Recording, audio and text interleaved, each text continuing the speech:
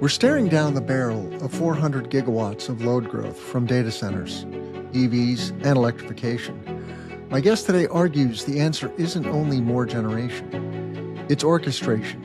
Michael Grasso is the CEO and founder of GridRails. He helped deploy the first residential storage batteries at Sunrun.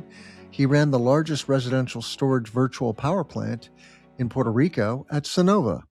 And now he's building the software layer that gets your battery, your car, and your water heater working for the grid and gets you paid in real time for it. I'm Tim Montague. This is the Clean Power Hour. The Clean Power Hour is brought to you by CPS America, maker of North America's #1 three-phase string inverter, with over 10 gigawatts shipped in the U.S. The CPS product lineup includes string inverters ranging from 25 kW to 350 kW. Their flagship inverter, the CPS 350 kW, is designed to work with solar plants ranging from 2 megawatts to 2 gigawatts. CPS is the world's most bankable inverter brand and is America's #1 choice for solar plants, now offering solutions for commercial, utility, ESS, and balance of system requirements. Go to chintpowersystems.com or call 855-584-7168 to find out more. Hey guys, are you a residential solar installer doing light commercial but wanting to scale into large C&I solar? I'm Tim Montague. I've developed over 150 megawatts of commercial solar, and I've solved the problem that you're having. You don't know what tools and technologies you need in order to successfully close 100 kW to megawatt scale projects. I've developed a commercial solar accelerator to help installers exactly like you. Just go to cleanpowerhour.com, click on strategy, and book a call today. It's totally free with no obligation. Thanks for being a listener. I really appreciate you listening to the pod. And I'm Tim Montague. Let's grow solar and storage. Go to Clean Power Hour and click strategy today. Thanks so much. The clean energy industry is moving fast. The deals are getting bigger, the technology is evolving, and the stakes have never been higher. Welcome to the Clean Power Hour, the podcast for solar, storage, and microgrid professionals who want to stay ahead of it all. Each week, your host, Tim Montague, industry advisor and president of Clean Power Consulting Group, brings you unfiltered conversations with the leaders actually building the energy transition. Now, here's your host, Tim Montague. My guest today is Michael Grasso. He is the CEO and founder of GridRails. Welcome to the Clean Power Hour, Michael. Hey, Tim. Good afternoon. Great to be here. Before we get into GridRails, Michael, give our listeners a little background on yourself. Thanks, Tim. I've been in the power industry now for about 17 years. Second half of my career, first half was in telecommunications and building services across this country in the entity that's now known as AT&T. But in the 17 years that I've been in power, I've really focused on all parts of the stack. So starting off with the company that is now Vistra, working in their retail energy brand, moving on to be part of Sunrun and growing that business, and then over to Sunnova and growing that business. And in all of these businesses, I've gotten to see firsthand what it takes to deploy distributed resources, manage those distributed resources, help customers understand the benefits of the energy that they are producing and consuming, and work around all different types of rate plans, regulatory environments, and most importantly, virtual power plant structures in order to help stabilize the grid with all those resources that we are bringing to it. When you were at Sunrun and Sunnova, what was your experience with customer-owned resources and BPPs, and how that experience, or I guess, what was it in that experience that led you to found GridRails? So if you think about the Sunrun model when I was there, we were just a solar company, and it was working with my team in those days that we actually deployed the first residential storage batteries. We worked first on an LG Chem solution, and then we grew that into a Tesla solution. And then we had multiple different markets and products that were available. And through that technology, the ability to actually now store and release power when it was most needed, we were able to start to participate into the first virtual power plants that we had in California. So at that time, it was PG&E, Southern California Edison were experimenting with different program constructs that started to pay participation of that energy into their local networks. In the growth into Sunnova, we had a much broader footprint. We were active in 55 states and territories, and that gave us exposure to some of them, some broader markets, if you will. Specifically in Puerto Rico, where we ran the largest residential storage virtual power plant to support Luma, the local grid in Puerto Rico. We also had programs in the Northeast, in the West, across all the markets that we were active in at the time that had some type of a program we could participate batteries into.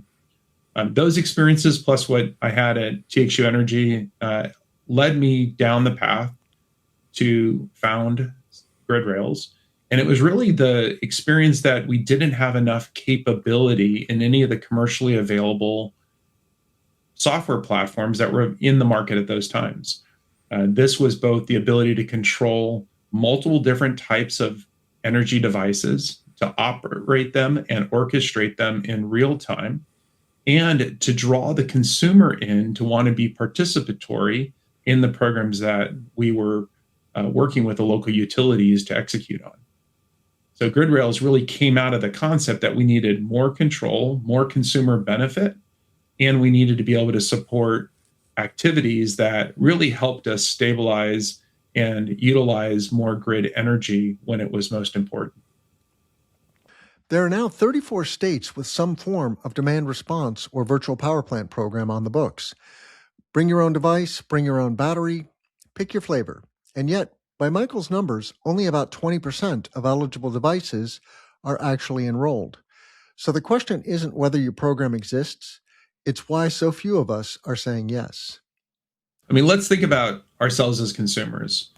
If we don't understand the value of something, it's really hard for us to get interested or excited about participating. And I think for so long, the virtual power plant space has been one of set it and forget it. We've tried to distort what is actually happening from the consumer because you don't want your thermostat to be cycled because you're afraid it's going to get too hot, or you're afraid that if somebody takes energy out of my battery and I need that battery later for some type of an outage or some other benefit, that it's not going to be available for me. So we've all operated around different principles of how to work through those consumer challenges. But the truth is, if we worked with consumers and we explained to them what the value was, and that value is very real in dollars and cents, then I think consumers have more reason to participate. They're not going to just opt out. Historically, programs in the virtual power plant space have been such that the consumer's devices engage in some activity, and it may not be for months or longer that they actually find that benefit, that they're actually compensated. And it might come in the form of a gift card or a bill credit, but it's hidden away and it's not something that gets the customer excited. In today's world, where we have tens of millions of device opportunities that could be participating in improving grid utilization. So that I mean taking more power from the grid when we have excess power and putting less strain on the grid when we don't have enough power. So doing a better job of balancing the electric grids and utilizing power when it's generated. We did a better job of that. There's a lot of benefit that comes from it. That benefit needs to be shared with consumers. And so what Grid Rails is doing is it's allowing you to put all of your devices actively into the market so that if you have an electric vehicle or two, if you have smart thermostats, if you have a smart water heater, if you have battery storage, all of those devices can now be participating, and we can incentivize the consumer in real time to both stay opted into programs or to take actions that allow their devices to be participating in real time. And this real-time benefit we see is important because we all like gamification, we all like instant gratification, and the ability to get paid for my action engages me as a consumer so that I want to actually do more to support the grid. It becomes real time, and real time is a nature that this generation operates in.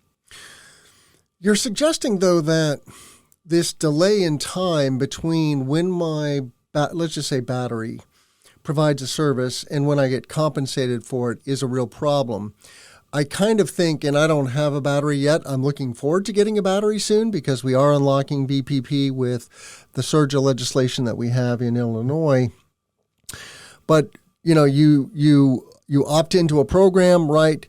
You or somebody tweaks some settings and away you go, right? And the battery is doing its thing, providing a value stack, doing arbitrage, charging when energy is cheap, discharging when energy is expensive, helping the grid operator balance the grid in real time, instantaneously. Like the battery is super valuable to the grid operator. And do I really care if my compensation is delayed several months? Because once that train is rolling, then I will start to see some discounts coming in. I don't know exactly how I will get credit. I assume it's just a credit on my bill, but and I get the real time thing and the gamification but do I really want to be getting alerts on a daily basis about my battery and hey Tim, there's an opportunity to do something and tweak something, and I'm like, I don't know, I already get enough notifications, and I'm a little leery of also then having to pay attention to the battery or whatever device is on the VPP. Right. Yeah. No, I don't think you need to be notified all the time. This isn't about having to bring the consumer into every decision-making point, but there are, in many situations that we saw working with virtual power plants, where consumers get notified that their device is participating in the case of a battery, and they would opt out. And we had no tools to bring them back in to that program. So what GridRails was able to solve is if a consumer does actively opt out of a program, we can explain to them in real time what the incentive and the value of them participating is, and you can transfer that value to them. And this isn't only about the engagement of that battery, but this is also about bringing other devices into participating. We have more smart devices in our homes now that can be controlled on the power side than ever before. And one of the largest opportunities in the country is electric vehicles. And it's great if your electric vehicle is plugged in, but if your electric vehicle isn't plugged in or it's not the right time of day for it, you really have an opportunity to get that consumer to take an action to participate. You also, have to get that customer's permission to change the way that their devices behave. And so in your battery situation, if that device is connected, you can also charge that battery when there's excess power on the grid. It may be set to charge at a later point in the day, but GridRails can help that battery charge sooner to take more energy off the grid.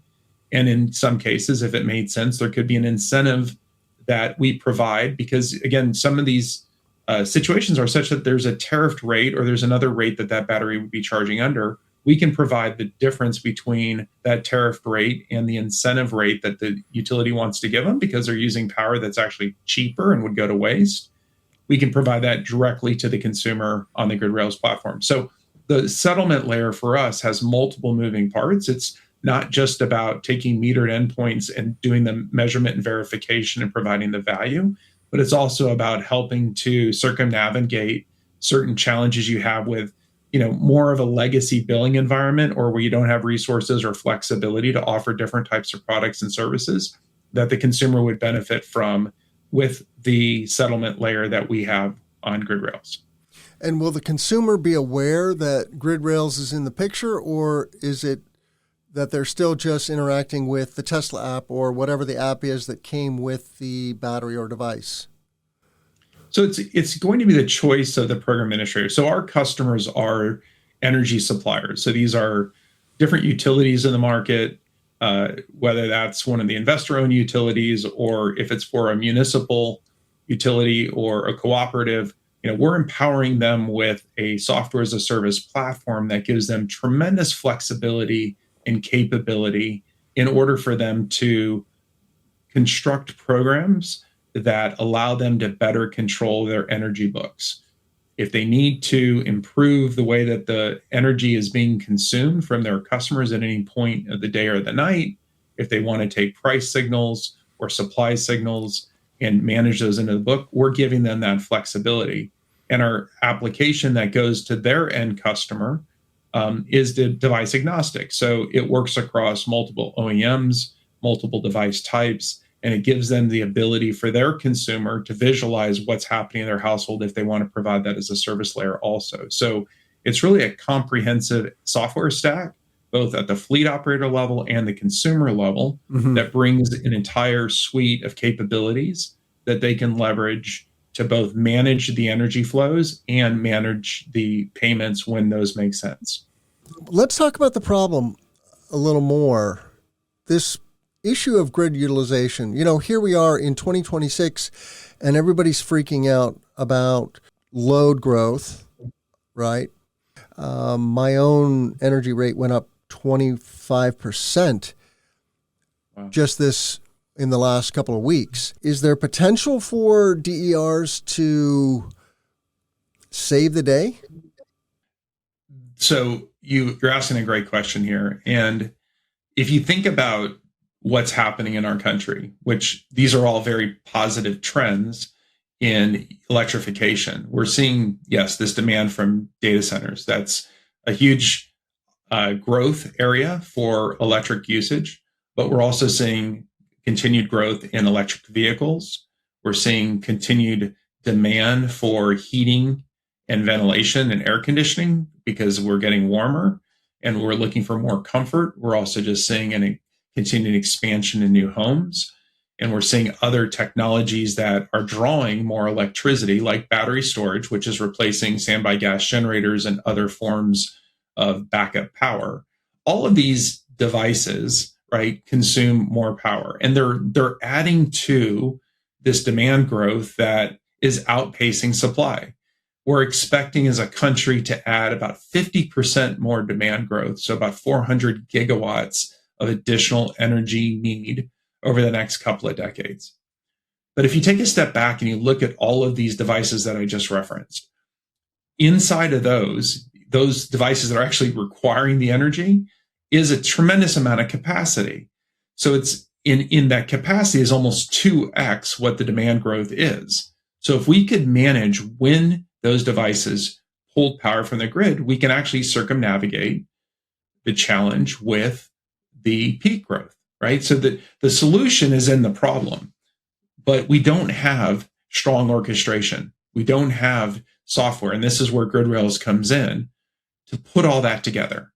We need to get these devices, these electric vehicles, these batteries, these smart thermostats and water heater controls, and other energy consuming devices like data centers.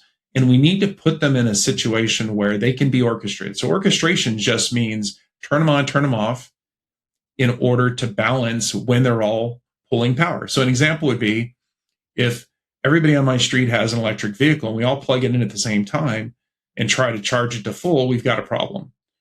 But if we throttled one and accepted the other, or managed around when they all charged, then we can alleviate the problem, or at least significantly reduce it, which would reduce the capital required to build more generation to supply the energy that we need. So this orchestration layer is what GridRails excels at.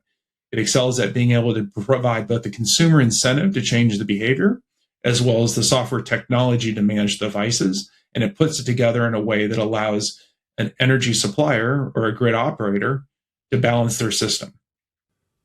So you mentioned this statistic of 400 gigawatts of load growth in the coming decades.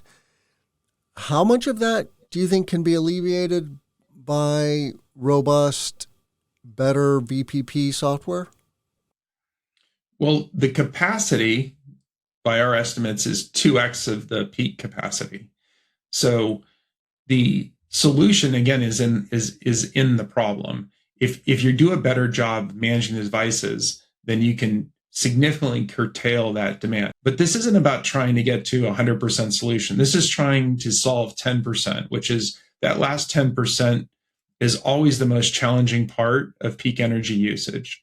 So how do we shave the top off, right? And you can't do this in one place in the country. You need to do this across all of the grids that are operating in the country.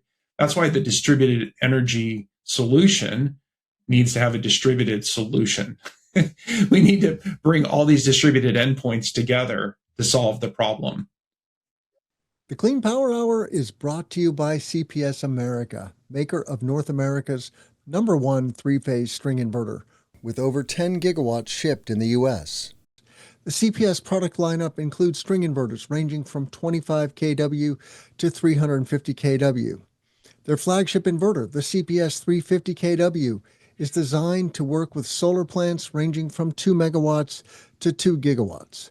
CPS is the world's most bankable inverter brand and is America's #1 choice for solar plants, now offering solutions for commercial, utility, ESS, and balance of system requirements. Go to chintpowersystems.com or call 855-584-7168 to find out more. One thing I say on this show a lot, and I'll say it again, even if we successfully made the energy transition tomorrow, it would not solve the climate crisis. We have roughly 1 trillion tons of legacy carbon in the atmosphere that no amount of solar storage or smart energy software draws back down. Grid orchestration is about using what we already generate instead of wasting it. That's real, and it's worth doing. It just isn't the whole job. So if you think about the electric grid today, and you realize that a lot of the power we put on the grid, 40% plus or minus, is wasted. It's just not utilized. You have to take a step back and ask yourself, why? Like, why is it not utilized? And I mean, the simple answer is, well, there's no demand for it. Okay, well, why is there no demand for it?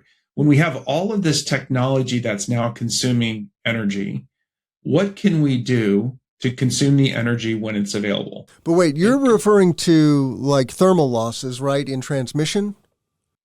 Just overall grid utilization. I mean, some of it is uncontrollable, like a thermal loss, but some of it is really just about the fact that we have to maintain minimum energy flows across the grids for stabilization, and we can't always predict perfectly when consumption is going to happen. So it's going to roll off, and it's going to have to be sold off in some cases, or it's going to just roll off in other cases. But with more solar coming online also, you also have more duck curves forming. So California was the first, and now you have Texas, and you have other markets that are seeing production spike at times when they may not have consumption for it. So you have loss on it. You can use that power. We can all use that power if we do a better job managing it. But think about what is going on in the background too. You have all these different rate structures, time of use plans. We've conditioned consumers around certain behaviors. And the flex in the power collides with the behavior that we've trained people on. I've been told in PG&E not to use power between 4 and 9 p.m. Like, don't do it. So all my devices get shut off. But are you telling me that there's not a single day of the week when we have excess power between 4 and 9 that I could be using? So today, the peak temperature here is 72 degrees. It's a little bit cooler than it probably would be on a typical July 1st. So we're going to have excess power that's going to get sold to Arizona at a discount. Why wouldn't you tell me to put that power into my vehicle and I at least pay the tariff rate, or give me a discount on that power to charge my vehicle during 4 and 9 today? Or why don't I recharge my battery between 4 and 9 if it's not fully charged? Or why don't I, if I'm getting ready for a cooler night and you think I should start warming my house, I should start warming my house. Like, there are ways for us to use this energy more efficiently. But the construct that brings together real-time power supply and real-time price signal and the flexibility to move the energy, so the electrons with the economics, did not exist before grid wells. That's why we built this solution, because it orchestrates that. It can, as an energy supplier, you can make a real-time decision to say, my consumers should get a discount because I've got too much power, and I'd like them to take the power off at this rate, which is economically better than losing the power or selling it at a massive discount to someone else. All right, this is where I push. I've spent a decade in clean energy, and the lesson that keeps repeating is that money talks. A homeowner does not buy a battery for grid stability. They buy it for the number on the bill. So I asked Michael to put a dollar figure on this. for the utility and for the customer. Right. So take an example where I just used, like, if I'm going to lose the power, if I have no utility for that electricity, 100% loss. If I have an offtake and I can sell that power and I can sell it at 25 or 30% discount, still a massive write down. We're talking about helping consumers use power better. So the first layer for us is just consume the power. And you already have a tariff rate in place for that, but you have to turn things on in order to consume the power. So first is turn it on for oversupply. Second is in a price signaling environment. So take an ERCOT or a competitive market. And it doesn't even have to be a competitive market, but anywhere where you don't have perfect cost balance back to your supply, if any type of a price signal could cause you as that energy provider to want to change the way that your book is consuming. If I have to go to the spot market and buy power, and that power is going to be 5x, 10x, 15x what I would typically pay if I bought that as block power in advance, I have an incentive to change the way that my consumers are using power. So you ask, like, what's the value to a utility? I mean, this is a massive opportunity because it's an order of magnitude difference. If I'm in ERCOT buying power at $50 a megawatt in the forward market, and I have to go to the spot market and buy it for $5,000 a megawatt hour, there's a lot of value there that can be captured. And that's why programs have jumped up. But I would argue that those programs are still too static, and real-time market programs make more sense, where I can trade with the consumer in real time in order to incentivize them to change behavior versus to having some kind of a structure that says, I'm only going to do this at this point in time at this dollar amount. We want to provide more flexibility. We want to see the market be more dynamic in real time. I believe you, but I also want to quantify it. I will not buy a battery if I don't know how it's going to ROI for me in some, even if it's, vague terms. And of course, the battery could provide me resiliency, which is very hard to put a number on. I think especially when blackouts are very rare. Now, if I was in a market where I had regular blackouts, that's a different story. I'm not in one of those markets, luckily. I can't remember the last time we had more than like a flicker or a 20-minute outage. And I see this VPP program coming down the pike. I have dollar signs in my eyes, but I don't know if I'm kidding myself. Got it. Yeah. No, look, it's going to vary by market. So we talked about the fact earlier in the show that 34 states now have a program. Those programs have prices all over the board. Typically, those prices are going to be indicative of what the underlying retail energy rates are going to be. But a simple application for a consumer can easily save them $500 a year. You have consumers in markets that are saving thousands of dollars a year. And I would argue that there's upside if we get this to a more dynamic market for the utility and the consumer to both save significantly more money. There's a lot more cash on the table if we can do a better job of being dynamic. This is a multi-billion-dollar opportunity in a $600 to $700 billion revenue category this year in the U.S. If you think about the total energy that's billed for in the U.S., I mean, if we have to grow that by 50%, we all know that this is already expected to be a $600 billion plus capital investment up into the trillions to get the grid where it would have to go if we don't have supply demand balancing in the US. And this is also a global issue, not just a US issue, but just in the US market, there's a tremendous amount of capital that has to flow in. It's going to be hard to justify. And if it came in, it would all have to be rate-based, which means our rates aren't going to go up 5 to 7% a year anymore. And your example of 25%, I mean, with PG&E, I've seen it double. So, you're going to have a lot more headwind on rates. And the best way to balance this is use power when it's generated, find ways to use less power. And the best way to get power to be better used is to bring the consumer into the equation, to help give them incentives because if we bring the consumer into the equation, whether they're commercial, industrial, or residential, then they're going to help us solve the problem if they're excited about the solution. And the solution that, is moving markets is the economics of it. You'll save on your bill, you'll get discounts on your bill. And if I can realize that in more real time, we believe more consumers participate.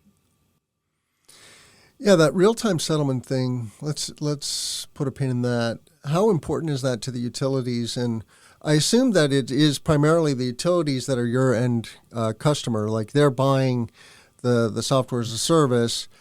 If they're not buying grid rails, what are they buying? And how is grid rails different than the other solutions in the market? Well, the research would tell you that only 20% of all eligible devices are participating today. So that points out a very clear issue that across the US, you don't have the right technologies in play to motivate consumers to participate. So the opportunity continues to be bigger than any of the solutions combined. The other part of the question I think that you were asking was, what's going to motivate the utility? I think that's going to motivate the utility is that they need a solution. So they're either being told through a regulatory form that they have to come up with a solution, or they're looking at their own backyard and understanding the dynamics of their market and saying, I need to figure this out, or I'm going to start to have blackouts. There have been some headlines over the last week about the largest utility in the U.S. saying, expect blackouts in 2027, right? So I think you've got these factors that you as a consumer in the U.S. expect your power to be available 7/24 by 365. You share, Tim, you never even typically see a flicker. We know weather events are starting to cause more challenges, but more so we know that congestion on the network is going to cause, if not brownouts, blackouts in different parts of the country. And we need to get ahead of that. And I think that's really what we're talking about here is let's get consumers off the sidelines. Let's get them to participate. Let's give them the right motivation and incentives to participate. Utility operators need to buy time, even if they're going to build more infrastructure, because we know that demand is outpacing supply. So the best way to do that is to create an orchestration layer and get utilization up on the grid. And the real-time settlement that your platform provides, what is the value of that? Like, what are they comparing that to when they see your option? It sounds good to me. Real-time settlement is better than a delayed settlement, right? People don't like delayed gratification in general. So real-time sounds great.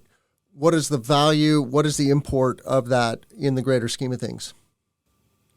Yeah, so our real-time settlement operates on a couple of levels. So one is we've talked about this incentive. So, receiving cash in real time for taking a behavior or an action that's requested of you. So that's really easy, and why I like that is if you told me as a consumer that if I took an action, I would have cash in my wallet and I can go do something with that cash later in the day, like that's motivating, right? That makes me lean forward and be interested.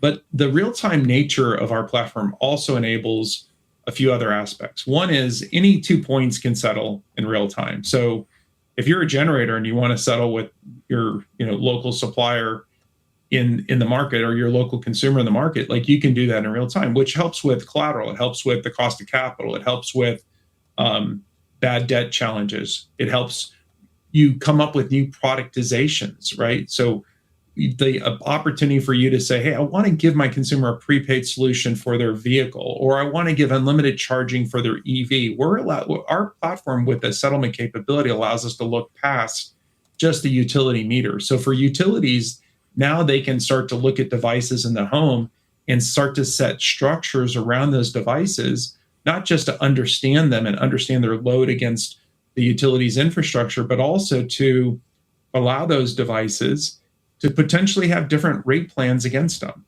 or to have different structures against them, so that I could say as a consumer, hey, would you set up a plan for me that allows me to charge my car unlimited for a certain flat rate, and we can implement that for them? Or would you allow me to just set a budget? I just want to set a budget for something in my home. Like I only want my air conditioner to be 20% of my power bill, or I only want my EV to be, charged up to $15 a week or $20 a week. Like, it gives you all types of flexibility, because now I've got real-time control with real-time settlement. And that allows me to manage around budgets and other financial measures. In our last couple of minutes, Michael, controlling all these disparate devices, you mentioned EV chargers, smart thermostats, batteries, smart water heaters. What is the secret sauce, so to speak, in your platform?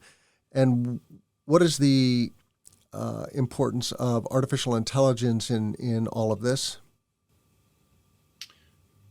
So we're not going to go too deep on our secret sauce, but suffice it to say that we've built a very fast transaction platform that allows us to take any metered endpoint into our environment and put a bunch of attributes on it so that it can be utilized in different ways, whether it's just visualization of the device, its energy behaviors, its capacity, its telemetry, all of the things that you'd want to know. So you can just see it and you can record it in your network and you can aggregate it through the control stack and then to the settlement stack.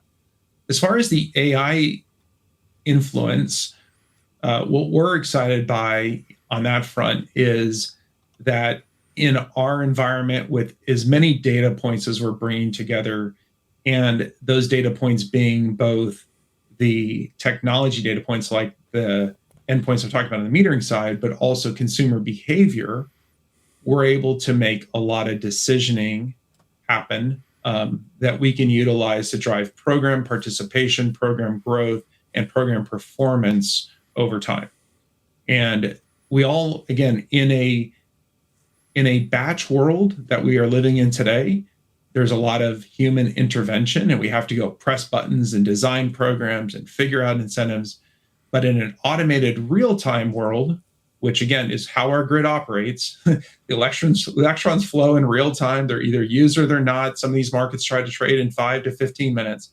But true real time is understanding what's happening and decisions being made to orchestrate and drive better utilization, all happening in real time. And that's going to be influenced by supply and demand signals. And those demand signals are going to be influenced by behavioral signals. And that behavior is going to be influenced by economics. And as we get to a real-time energy market on the consumer side, this all has to come together in a way that gets everybody participating and wanting to be part of a solution versus just being challenged in how they are thinking about the evolution of the grid. Many thanks to Michael Grasso, CEO and founder of GridRails. You can find them at gridrails.ai or reach out to hello@gridrails.ai. If this episode made you think differently about the devices already sitting in your house, do me a favor and tell one person about the show. That is genuinely the best thing you can do to help others find this content. All of our episodes are at cleanpowerhour.com, and I love connecting with listeners on LinkedIn. Come see me at RE Plus Midwest or the big one in Vegas, and we'll grab a coffee or a beer. With that, let's grow solar and storage. I'm Tim Montague. Have a great day. The Clean Power Hour is brought to you by CPS America, maker of North America's #1 three-phase string inverter, with over 10 gigawatts shipped in the U.S. The CPS product lineup includes string inverters ranging from 25 kW to 350 kW. Their flagship inverter, the CPS 350 kW, is designed to work with solar plants ranging from 2 megawatts to 2 gigawatts. CPS is the world's most bankable inverter brand and is America's #1 choice for solar plants, now offering solutions for commercial, utility, ESS, and balance of system requirements. Go to chintpowersystems.com or call 855-584-7168 to find out more.